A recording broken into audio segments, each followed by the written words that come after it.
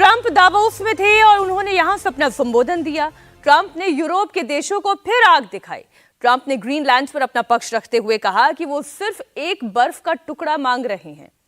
America दशकों से Europe को सिर्फ देता आया है, उसके बदले एक छोटी सी डिमांड ही तो है। ट्रंप ने यूरोप के देशों को अपने शक्तिशाली हथियार गिनाए, B-2 बॉम्बर का जिक्र किया। ट्रंप ने इशारों में अमेरिका की ताकत के साथ नाटो देशों को सीधी धमकी दे दी। आप सुने। Now what I'm asking for is a piece of ice. अब मैं सिर्फ एक बर्फ का टुकड़ा मांग रहा हूं, एक निर्जन और दूर दराज का इलाका जो दुनिया की शांति और स्थिरता में बड़ी भूमिका निभा सकता है। हम अब तक यूरोप को जितना कुछ देते रहे हैं उसकी तुलना में ये बहुत छोटी सी डिमांड है। हम कई दशकों से उनको देते आए हैं। हमने उनको अरबों खरबों डॉलर की रकम दी है। वो हमारे हथियार खरीदते हैं। ये सच है, हम बहुत ताकतवर हथियार बनाते हैं और अब तो और तेज रफ्तार से बना रहे हैं। हमारे पास टॉम हॉक मिसाइलें हैं, पैट्रियट एयर डिफेंस सिस्टम है, F-35 फाइटर प्लेन है और अब नया फाइटर जेट F-47 बन रहा है। लोग कहते हैं कि ये सबसे ज्यादा तबाही मचाने वाला लड़ाकू विमान होगा। पता नहीं, सब लोग तो यही कह रहे हैं। आपको याद होगा 6 जहाज जिनका लोग पता तक नहीं लगा सके। हमारे B-2 बॉम्बर ईरान तक गए, वहां तबाही मचाई और फिर सुरक्षित वापस आ गए। तो हम दुनिया की सुरक्षा के लिए बर्फ का एक टुकड़ा चाहते हैं और वो देने से इनकार कर रहे हैं। हमने उनसे कभी कुछ नहीं मांगा। हम चाहते तो जमीन का वो टुकड़ा अपने पास रख सकते थे, लेकिन हमने ऐसा नहीं किया। उनके पास 2 विकल्प हैं, वो चाहे तो हाँ कहें, इससे हमें खुशी होगी, और वो चाहे तो ना कर दें, लेकिन फिर हम इसको याद रखेंगे। Or you can say no. Nobody else has it. We have weapons that nobody knows about. And I say it's probably good not to talk about it, but we have some amazing weapons. That was an amazing attack. Amazing weapon, amazing attack. बात तो ऐसे कर रहे हैं Donald Trump के जैसे सीधा सीधा धमका रहे हैं कि देखिए मेरे पास B-2 बॉम्बर है, मेरे पास फाइटर जेट्स है, मेरे पास ऐसे हथियार है और ऐसा अटैक कर सकते हैं कि फिर आपका कोई नामो निशान नहीं रहेगा।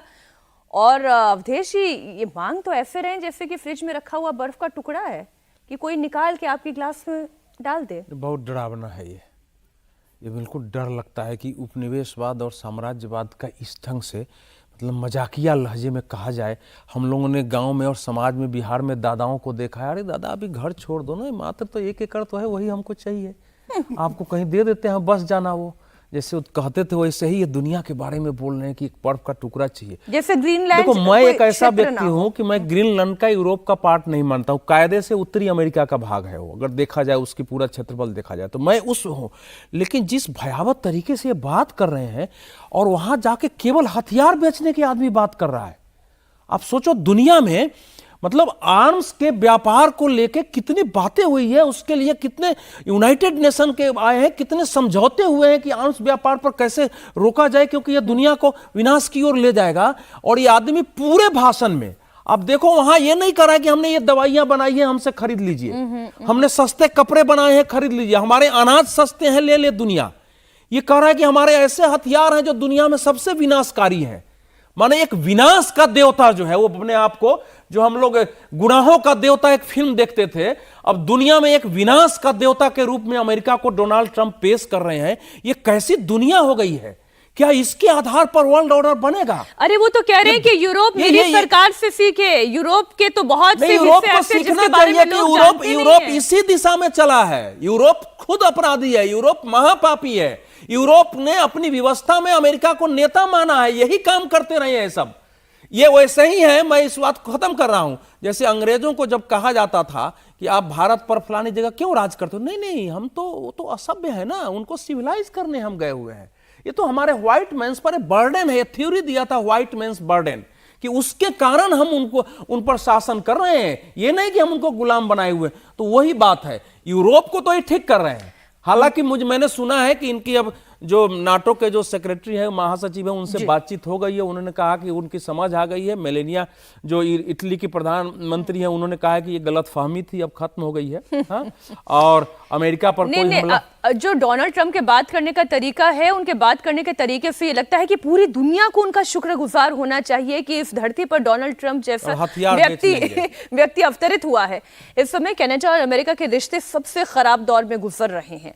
कनाडा के प्रधानमंत्री लगातार ट्रंप के खिलाफ आवाज बुलंद कर रहे हैं। दावोस के मंच से ट्रंप ने कनाडा और वहां के प्रधानमंत्री कार्नी को भी डायरेक्ट मैसेज दिया। Building a golden dome that's going to, just by its very nature, going to be defending Canada. Canada gets a lot of freebies from us, by the way. They should be grateful also, but they're not. I watched your Prime Minister yesterday. He wasn't so grateful. But they should be grateful to us. Canada lives because of the United States. Remember that, Mark, the next time you make your statements. ये जो Donald Trump कह रहे हैं कि Canada को तो हमारा शुक्रगुजार होना चाहिए, जैसे कनाडा का भी अस्तित्व जिंदा है क्योंकि डोनाल्ड ट्रंप है, अमेरिका है। देखिए, कनाडा के प्रधानमंत्री ने बहुत ही शानदार भाषण दिया। सबसे ज्यादा तीखा भाषण उन्हीं का था। कार्नी का भाषण था, वो अद्भुत भाषण था और उन्होंने हकीकत बताई। उन्होंने कहा कि अब सारी गलतफहमियां दूर हो गई हैं। अब वर्ल्ड ऑर्डर कोई नियम पर आधारित कोई विश्व व्यवस्था नहीं है। अब ये ताकत पर आधारित विश्व व्यवस्था की तरफ हम लोग बढ़ गए हैं और नियम आधारित कोई व्यवस्था नहीं। उनका भाषण बहुत अच्छा था और इतना अच्छा था कि आज अंग्रेजी के एक बड़े अखबार ने उस भाषण को छापा अपने यहाँ ओपेड पर एक लेख की शक्ल में। तो वो उसको उनका जवाब देना था इनको, डोनाल्ड ट्रंप को। ये जवाब दे रहे थे और अपना 51वां राज्य हम लोग घोषित कर चुके हैं। हम लोगों ने देखा, मैप में दिखा रहे हैं। तो हम इनके दो, इस भाषण में, दावोस का जो भाषण था ट्रंप का, उसमें सिर्फ एक विरोधाभास की बात करेंगे, उससे पता चल जाएगा कि ट्रंप किस तरह से अपने भाषण कुछ भी जाकर के बोलते हैं। उन्होंने क्या कहा, नाटो के चार्टर के क्लॉज 5 का जिक्र किया उन्होंने, कि क्लॉज 5 कहता है नाटो चार्टर का कि एक देश पर हमले को सभी देशों पर हमला माना जाएगा और सभी देश उसका मुकाबला करेंगे। और फिर वहीं ट्रंप ये भी कहते हैं कि हमने तो सबकी मदद की है, पता नहीं हमको जरूरत पड़ेगी तो नाटो के देश अमेरिका की मदद कर पाएंगे कि नहीं कर पाएंगे। उसके बाद उनको वो क्या कहते हैं अपने भाषण में, ट्रंप उसके बाद कहते हैं कि नाटो चार्टर के क्लॉज 5 का सिर्फ एक ही बार इस्तेमाल हुआ है जी, और वो हुआ है 2001 में, जब अमेरिका के ऊपर आतंकवादी हमला हुआ था। तो जब 2001 में आतंकवादी हमला हुआ अमेरिका पर और आपने अफगानिस्तान के ऊपर अमेरिका ने हमला किया उस समय, तो सारी दुनिया लड़ने गई थी, पूरा नाटो लड़ने गया था ट्रंप के। एक बार उस समय बुश थे राष्ट्रपति, उस समय उनको वो लड़ने गया था, पूरा यूरोप, पूरा नाटो लड़ने गया था अमेरिका की तरफ से अफगानिस्तान में। फ्रांस, हाँ, ट्विन टावर अटैक, जिसका जिक्र किया उन्होंने कि एक ही बार नाटो चार्टर के क्लॉज 5 का इस्तेमाल हुआ है और फ्रांस लड़ने आया, ब्रिटेन ने अपनी सेना भेजी, जर्मनी ने सेना भेजी, पूरी ताकत लगा करके नाटो ने अमेरिका की लड़ाई लड़ी अफगानिस्तान में। और अब ये वहीं ये भी कह रहे हैं, खुद ही बता रहे हैं कि एक ही बार इस्तेमाल हुआ जब अमेरिका के लिए सारी दुनिया लड़ने आई। और आप कह रहे हैं कि आपको जब जरूरत होगी तो लड़ने आएंगे कि नहीं लड़ने आएंगे। इसका मतलब कि आप कुछ भी बोलते हैं खड़े होकर के, कोई तारतम्य नहीं होता है, कोई सब्सटेंस नहीं होता है उसमें। आपको धमकी की भाषा बोलनी होती है, आपको ताकत की भाषा बोलनी होती है, तो आप कुछ भी बोलते हैं। ये फ्रांस के राष्ट्रपति सर, मैं जो है मानता हूं कि बहुत सोच समझ के वो बोलते हैं। नहीं, इसमें सर खुद ही कह रहे हैं ना। देखिए, आपके भावना समझ, देखिए, भावना की बात नहीं, हम 2001 2001 सुनो 2001 में जो वार अगेंस्ट टेरर था, वो यूनाइटेड नेशन सिक्योरिटी काउंसिल ने प्रस्ताव पारित किया था। ठीक है, उसमें उसके बाद नाटो की मीटिंग हुई थी। फिर हम आपको करेक्ट करें, अगर यूएन का था तो हम लोग क्यों नहीं लड़ने गए? सुनिए ना, दूसरे देश को नहीं लड़ने गए, सिर्फ नाटो को लड़ने गए। उसके बाद नाटो की मीटिंग में यह तय हुआ कि वो एक अलायंस बना था, वार अगेंस्ट टेरर के लिए एक बाजाबता फौज गठित हुई थी। और उस फौज ने यही नहीं, इराक से लेके लिबिया सब जगह, क्योंकि उसके पहले इटली में, स्पेन में, अमेरिका की कथनी और करनी में नाटो था, नाटो ही था। और ये तो इस बात की बुश की इतनी आलोचना हुई थी जब उन्होंने कहा था कि वार अगेंस्ट टेररिज्म में आप या तो हमारे साथ है, नहीं तो आतंकवाद के साथ है। तो अब तब भारत तो नहीं किया था, तो इसका मतलब भारत आतंकवाद के साथ थोड़ी था। एक स्टेप और आगे कह रही हूं कि वैसे भी वेस्ट की कथनी और करनी में बहुत बड़ा फर्क है। अमेरिका अपने हिसाब से तय करता है कि टेररिज्म सही है या टेररिज्म गलत है। पाकिस्तान अगर भारत में टेररिज्म करता है तो वो पाकिस्तान के साथ जाकर खड़ा हो जाता है और फिर भारत के लिए कहता है कि भारत एक संप्रभु राष्ट्र है, वो मोदी के साथ भी आके खड़े हो जाते हैं। तो उनकी कथनी करने में बहुत फर्क है और वही इसलिए नाटो भी झेल रहा है। आज अमेरिका यूरोप के खिलाफ भी आकर खड़ा हो गया है और यूरोप भी एक साथ दिखाई नहीं दे पा रहा है कि कौन ट्रंप के साथ खड़े होना चाहता है और कौन स्वतंत्र। फ्रांस के राष्ट्रपति इमैनुअल मैक्रोन ने दावोस के मंच से ट्रंप पर निशाना साधा था, हमने आपको सुनाया भी। मैक्रो सनग्लासेस पहनकर आए, नीले रंग के सनग्लासेस पहनकर आए, बिल्कुल किसी मॉडल की तरह। और उसके बाद फिर उन्होंने ट्रंप को खूब खरी खोटी सुनाई, हालांकि उनका नाम नहीं लिया। लेकिन जब ट्रंप मैक्रो के बारे में बोल रहे थे तब उन्होंने बाकायदा मैक्रो का मजाक उड़ाया। आप सुने। Emmanuel Macron, I watched him yesterday with those beautiful sunglasses. What the hell happened? What the hell happened? What the hell happened? America को यूरोपियन यूनियन से बड़ा झटका लगा। एक खबर में और जोड़ दूं, यूरोपियन यूनियन ने अमेरिका के साथ ट्रेड डील रद्द कर दी है। यूरोपियन संसद में डील रद्द करने को लेकर फैसला हो गया है। अमेरिका यूरोपियन यूनियन के बीच जुलाई 2025 में ट्रेड डील हुई थी, जिसे ग्रीनलैंड पर ट्रंप के रुख को लेकर रद्द किया गया है। लेकिन अब ट्रंप ने नाटो देशों पर एक्स्ट्रा टैरिफ लगाने से इनकार कर दिया है। एक बयान और है, वो भी आप सुन लें। Strategia, allora mi si deve formalizzare l'alternativa, mi si deve dire quindi che cosa si intende fare, cioè dobbiamo prendere distanze nel senso che dobbiamo uscire dalla NATO, dobbiamo chiudere le basi americane, dobbiamo rompere i rapporti commerciali, dobbiamo assaltare i McDonald's, non lo so. Che dobbiamo fare? Che dobbiamo fare? Altrimenti, chiaramente, ये इस बयान की मैं बात कर रही थी अजीत जी। अगर वाकई में केवल ट्रंप की वजह से यूरोप के रोजी रोटी चल रही है, तो जो मेलेनिया कह रही है बिल्कुल ठीक है, तो क्या हम अमेरिकन बेसिस बंद कर दें, तो हम ट्रेड बंद कर दें, हम आपके फ्रेंचाइजीज बंद कर दें? मैकडॉनल्ड का उन्होंने नाम लिया। तो ये हम आप देखिए ना कि अमेरिका इसलिए सुरक्षित नहीं है ना कि वो अपने बैकयार्ड में सुरक्षित है। अमेरिका का मिलिट्री बेस इटली में भी, अमेरिका का मिलिट्री बेस हिंद महासागर में है, प्रशांत महासागर में है, अटलांटिक में है, उनका मिलिट्री बेस हर जगह है।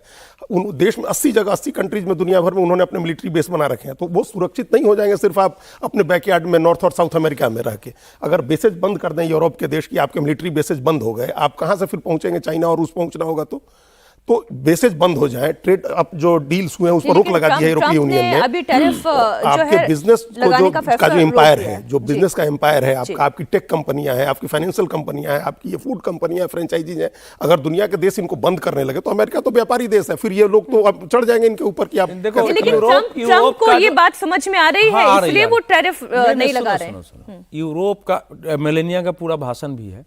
यूरोप का अस्तित्व इस समय अमेरिका के आधार पर है, अमेरिका का यूरोप के आधार पर। दोनों लंबे समय से पार्टनर है सेकेंड वर्ल्ड वॉर से। हाँ, और इन लोगों ने मिलके ही पूरे वर्ल्ड की संरचना की है। जो WTO कंप्लीट था उसको तो खैर अभी खत्म कर दिया ट्रंप ने। WTO में आप व्यापार की समस्या लेके जाते थे, कोई भी देश उस नियम के विपरीत जाके न टैरिफ लगा सकता है किसी पर, न अपने नियम तय कर सकता है।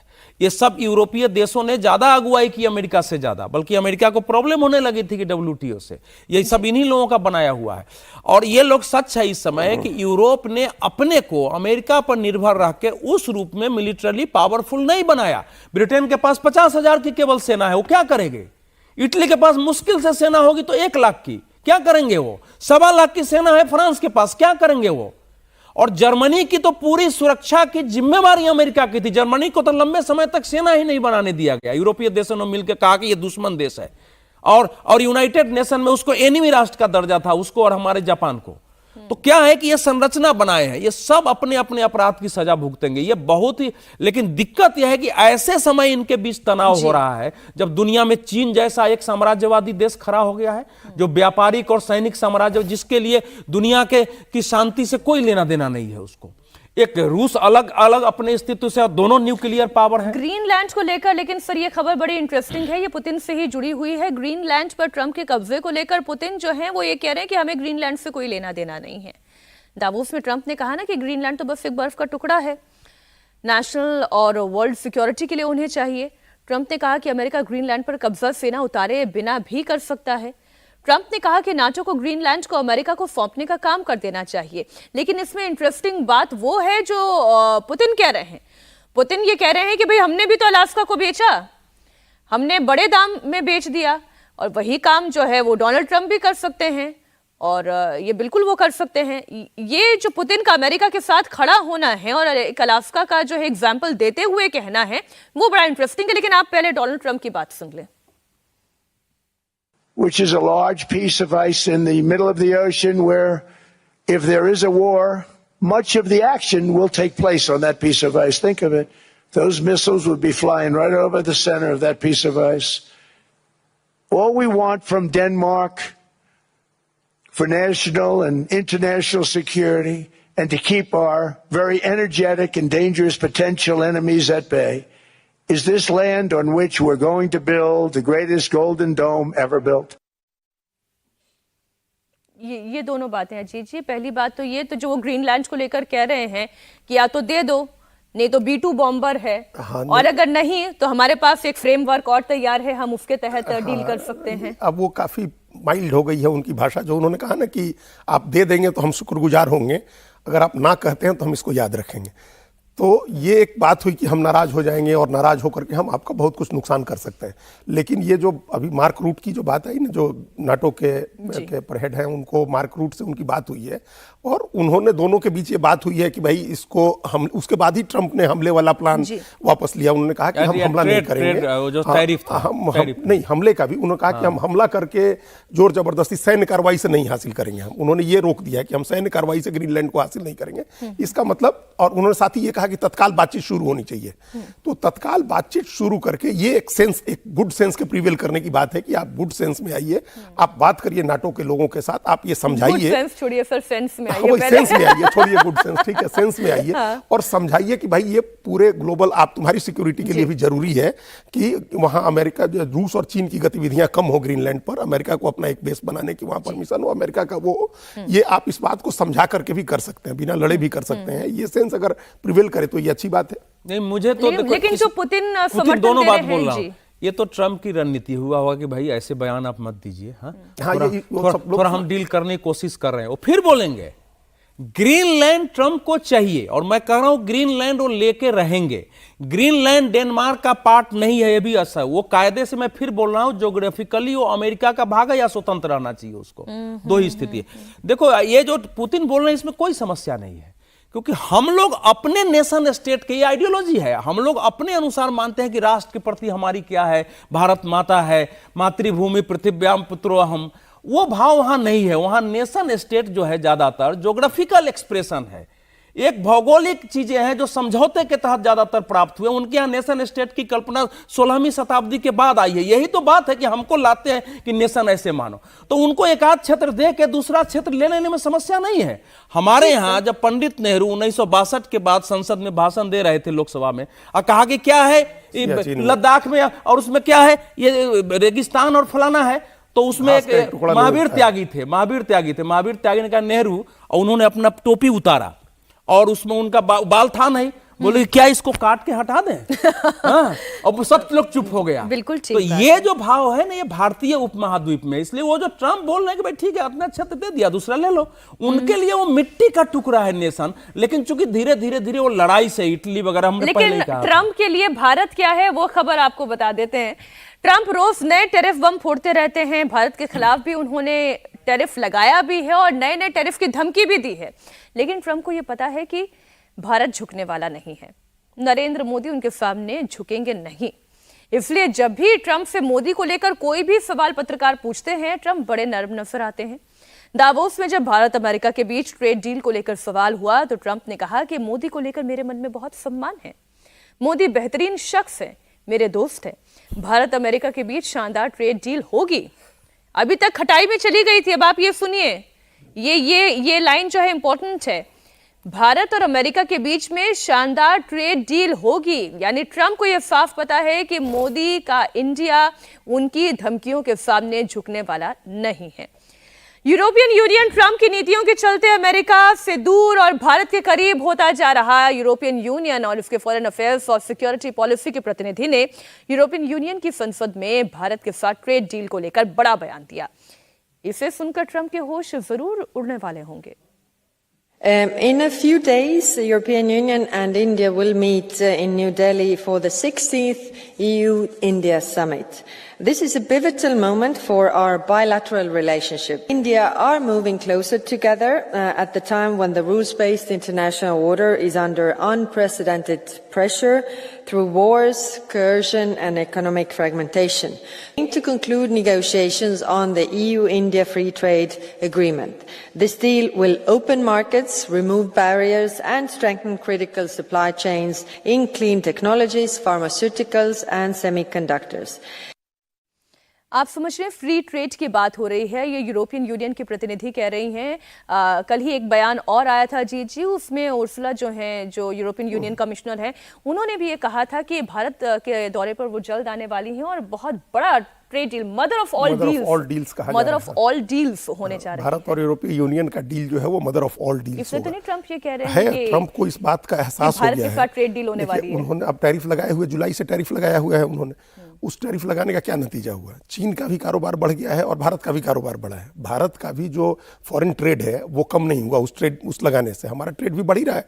तो उनको अब लग गया कि ये बहुत काम नहीं करेगा। दो चीजें इसमें और हुई हैं। एक चीज तो ये हुई है कि भारत ने रूस से तेल खरीदना कम कर दिया है, लगभग बंद कर दिया, काफी कम कर दिया है। अब रूस से तेल खरीदने वालों में भारत तीसरे नंबर पर आ गया है, जो पहले नंबर पर चला गया था, अब तीसरे नंबर पर आ गया। तो एक तो भारत ने रूस से तेल खरीदना कम कर दिया है, तो ये भी एक कारण है कि ट्रंप को लग रहा है कि अब डील हम लोग कर सकते हैं फाइनल। दूसरा, यूरोपीय यूनियन के साथ हमारा होने जा रहा है, ऑस्ट्रेलिया के साथ कर लिया, न्यूजीलैंड के साथ, ब्रिटेन के साथ हम लोगों ने अलग किया हुआ है। तो हम हमारा अभी इतनी बड़ी डील हम लोग के यहाँ यूएई के प्रेसिडेंट आए, हम लोगों ने उनके साथ भी और अपना कारोबार 25 लाख करोड़ तक पहुंचाने का समझौता उनके साथ किया है। तो एक तो ये लग रहा है कि भारत नए बाजार खोज रहा है, वो खोजना जारी रखेगा। देखिए, ऐसा नहीं है कि अमेरिका से डील हो जाएगी तो भारत बंद कर देगा। अब जो झटका लगा है वो अब अमेरिकी हेजेमोनी को कोई एक्सेप्ट नहीं करने जा रहा है इस मामले में। अब कुछ भी वो कर लें, हर आदमी अपना दूसरी जगह बाजार खोजेगा, अपना पूरी दुनिया में बाजार फैलाएगा। ये इसके लिए ये अच्छा भी हुआ, एक शुक्रगुजार भी हम लोग हो जाए कि इसी बहाने भारत ने नया बाजार खोजना शुरू कर दिया, ट्रंप ने टैरिफ लगाया तो। और दूसरी बात यह है कि भारत अब अमेरिका को एक्सेप्ट करना होगा कि भारत एग्रीकल्चर में और डेयरी सेक्टर में उनकी सारी बातें नहीं मानेगा, बिल्कुल नहीं मानेगा।